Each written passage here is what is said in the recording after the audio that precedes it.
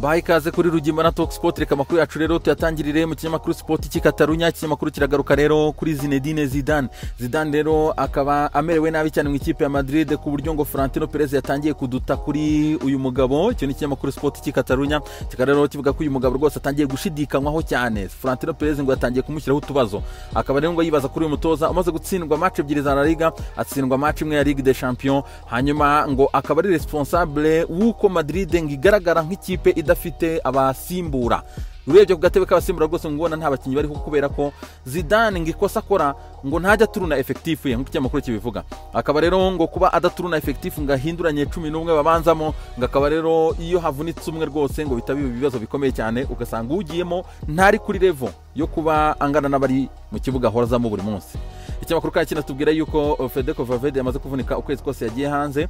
Sport kandi kabigaruka kuri Ansu Fati, akaba yamaze kujya hanze kabisa kawo amezi 4 yose kabisa. Aka rero agiye kujya hanze rero, operation rwose ngo yakozwe neza cyane kabisa na Dr. Kugate aho hariya Ikatarunya, muramuzi cyane. Uyu mugabo rero ngo akaba yamaze kugarura menisque kabisa mwivi ayitereka mu mwanya wayo. Nako kandi Mundo Deportivo itivuga ati rendez-vous mu kwa gatatu. Ikaba rero ikinyamakuru kitubwira yuko Ansu Fati azagaruka mu kwezi kwa gatatu, azasiba match 30, hanyuma ngo naramuka nagarutse azagaruka ku mikino ya 1/8 kirangiza cya Ligue des Champions.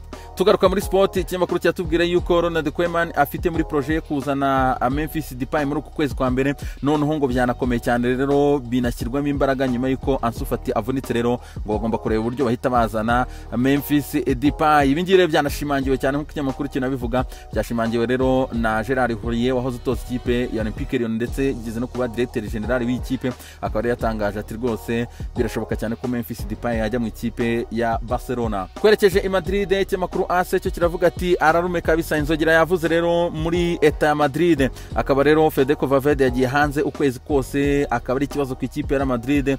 Madrid imaze match 11 ikaba yaratsinzemo match 6 zonyine gusa. Akaba rero ngo ibintu bitameze neza cyane kabisa mu ikipe ya Madrid rero, nirivunika ry'uyu musore ngo biragoye cyane. Akaba rero azasiba match ya Villarreal, Inter de Milan, Shakhtar Donetsk ndetse na match ya Sevilla. Urumva ko ari match zitoroheye ikipe ya Real Madrid. Ikinyamakuru Marca cyo kiraserebura cyane rero, akita urukingo rwa Covid rwabonetse rwose. Akaba rero ngo bafite morale yuko abafana bagaruka rwose uyu mwaka utararangira ku kibuga, ariko abashinzwe ubuvuzi ari mu gihugu cya Espagne bakavuga ati nubwo urukingo rwaboneka ariko nabyo bizafata igihe kirekire cyane kugira ngo tubashe gutera abafana banyu baze ku kibuga. Ari nako kandi ikinyamakuru kinatubwira yuko Zinedine Zidane yamaze gutakaza rero Federico Valverde ndetse na Martin Odegaard, bakaba bose bagomba kujya hanze nibura ukwezi. Akaba rero uyu mugabo ngo ari force gushaka izindi solution. Twekeje mu gihugu cy'Ubutaliyani, ikinyamakuru Tutto Sport cyo kiragaruka kuri Paul Dybala. Dybala rero kimugira inama kimubwira ati rwose vuba vuba hamagara Del Piero.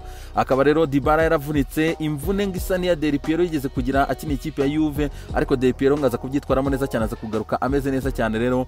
Iyi mvune rero na operation mwivi bakoreye umuvandimwe Joya nkuko bamwita Paul Dybala, akaba rero atarabasha kuyisirimonta, mu byukuri yamusubije inyuma cyane cyane mu buryo bukomeye. Akaba rero ngagomba guhamagara Del Piero hanyuma akamugira inama. Ikinyamakuru kandi Tutto Sport cyagarutse cyane kuri Antonio Conte. Conte rero amerewe nabi cyane, ariko si ubuyobozi bw'ikipe Inter de Milan ahubwo n'abafana. Abafana rero ngo bakaba bifuza yuko babazanira Maximiliano Allegri agasimbura Antonio Conte umerewe nabi cyane kabisa. Antonio Conte rero akaba uyu mugabo ikipe Inter de Milan iri kwitwara nabi cyane rero, yaba shampiyona yaba Champions League.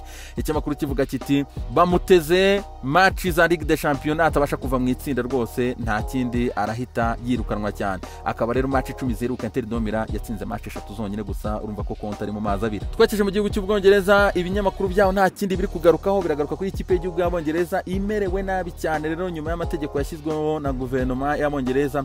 Bakaba rero barashyize abaturage rwose muri lockdown. Nanone ikindi kiyongeraho akaba barashyizeho mezire rero z'ibihugu bimwe na bimwe ugomba kuvayo ugapasa muri karantine. Akaba rero y'iminsi 14. Akaba rero harimo ni kuri iyo liste harimo igihugu cya Denmark ikaba igomba gukina n'ikipe ya Iceland ikava muri Denmark ikaza mu Bwongereza. Kuva muri Denmark kuza mu Bwongereza ugomba gupasa iminsi 14. So biragoye cyane rero ku buryo ubu ngubu aka kanya uzi ko Albania bafite ikibuga gishyashya kabisa, stade yitirana nshyashya kabisa baronsinze ejo bundi mu kwezi kwa munani. Akaba rero guverinoma yo muri Albania yabwiye abongereza ati muze mukinire wacu. Akaba ari muri miles 2000 uvuye mu gihugu cy'Ubwongereza. Urumva ko rero ari hatari cyane. Akaba rero abongereza bafite ibibazo bikomeye cyane, kandi ni ukuvuga ngo baramutse bakinye muri Albania, icyo bivuze ni iki? Bivuze yuko abongereza bazakina kuwa gatatu nimugoroba, bakahagera kuwa kane abakinnyi bakaruhuka, kuwa gatanu bakakina bakitoza imyitozo mikeya, bagahita basubira muri shampiyona ku munsi wo kuwa gatandatu. Urumva ko rero ari hatari cyane. Entretemps ikinyamakuru kitubwira yuko Daily Star hakaba hari ibihugu nka Chypre, Ubugereki, Hongria na Pologne biri kwifuza kwakira uwo mukino, ariko na Chypre nayo ikaba iri maho ngaho kandi ngiri tayari kabisa, ifite commitment yo kuba yakakira iyi match y'abongereza na Iceland. Daily Express irumirwa cyane, iravuga ati Albania ishobora kwakira match y'abongereza. De Mila ikavuga ati urugendo rurasekeje. The Sun ati nukujya kwikinira kabisa mu Balkans. Ati bikaba byabwo kuri Frank Lampard rero n'abakinyi be, kuko Frank Lampard ni buzatangira kare kuwa gatandatu, azaba atangirana n'ikipe ya Newcastle. Akaba rero ari we noneho wagorwa cyane rero ku bakinyi be bari mu ikipe y'igihugu y'abongereza. The Mail ikavuga ati Ubwongereza na Iceland muri Albania. Ati hari indi scenario iciriritse cyangwa se isuzuguritse nk'ingi mwigeze mubona?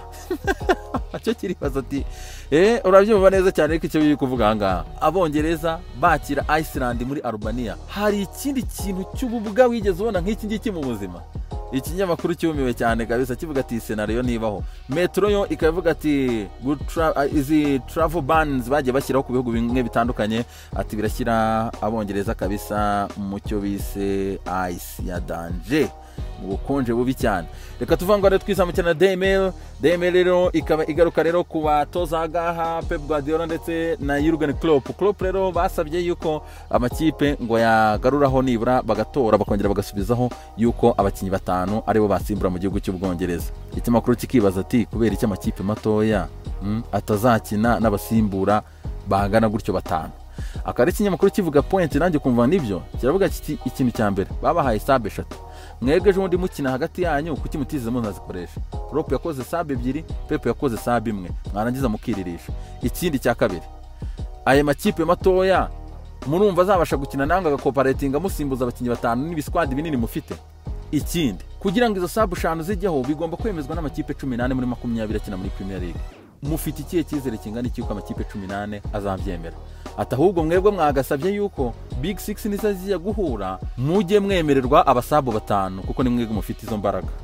Demira nayo ikabigaruka ivuga ko abasimbura batanu kabisa ibingibi bishaka gukorwa na Big 6 rero ngo bari gusaba yuko haba amatora yandi na afere gukurikirana nayo ngo tuzareba uko bimeze. Tukivuga iby'abongereza na lockdown nyuma y'uko rero government yo muri UK, rega ni UK yose urebye, akareba baravuze yuko umuntu uva muri Denmark cyangwa se ava muri Denmark aza mu Bwongereza cyangwa se abongereza bavuye muri Denmark baza muri England bagomba gupasa karantine y'iminsi 14. Akaba rero iryo tegeko nyuma y'uko rigiyeho itegeko n'itegeko, akaba Federation y'umupira w'amaguru mu gihugu cya Sweden yabaye force yuko igomba kureka Victor Lindelof ntakine match ya Denmark ndetse na Iceland. Iyo match ntago agomba kuyikina, byanaviremo n'abakinyi bose bakina muri UK b'abanya Sweden kuba batari bujye muri Denmark. Akaba rero kuri ngubu Sweden yacishije make cyane. Lindelof bamuretse wa Man United, Robin Olsen muzamu ikipe ya Everton bamuretse, Emile Kraft w'ikipe ya Newcastle bamuretse, Ken Sema Watford bamuretse ndetse na Philippe Helanda w'ikipe ya Rangers. Abangaba bose rero Federation y'umupira w'amaguru mu gihugu cya Sweden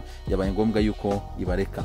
Twizamukira muri The Mail ikabigaruka kandi ku ikipe ya Manchester United angaha akaba ari Mason Greenwood akaba uyu mupeti muzi byamubayeho mu ikipe y'igihugu ya Iceland.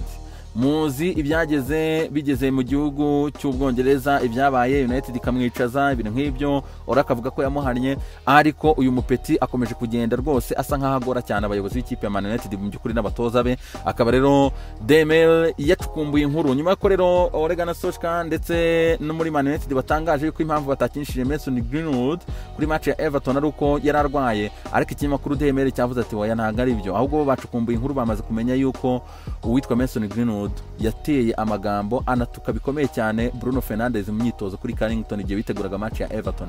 Akaba rero yarashwanye nawe cyane ngo nuko ngo Bruno ataramuhaye passe arangije amutuka ibitutsi nka miliyari, akaba byabaye fosana kabisa. Rero bahise bamuta hanze ku buryo uyu mupeti byanamuviriyemo no kuba adahamagarwa mu kipe y'igihugu y'Abongereza. Niba mwarakurikiye neza cyane kuri Trace Foot mujye mudukurikira kuri radio, mwumvishe neza cyane yuko umutoza yamaze gutangaza ko impamvu atahamagaye Mason Greenwood ari uko yavuganye n'umutoza Ole Gunnar Solskjaer babiganiraho. Uzumva rero ko ni question ya discipline ishobora kuba Ole yaramubwiye ati reka uyu mupeti agende banze njye kwitekerezaho, ni hatari wana, ibintu ntago byoroshye ariko mupeti amerewe nabi cyane. Les amis, reka rero tugane ku musozo, ari nako mubwira ko mu kanya gato cyane bugaruka rero tugana kuri match ya Gomaya ndetse n'ikipe ya APR. Hari amakuru nabonye mu by'ukuri ari interessant mwakumva twareba nk'abantu basomye bakurikiranye ikipe ya Gomaya. Rero ndashaka kugira icyo nyibabwiraho mu kanya gato cyane, rero n'andi makuru yose ari bube agenda azamuka muri aya masaha ari imbere. Les amis, ibihe byiza cyane.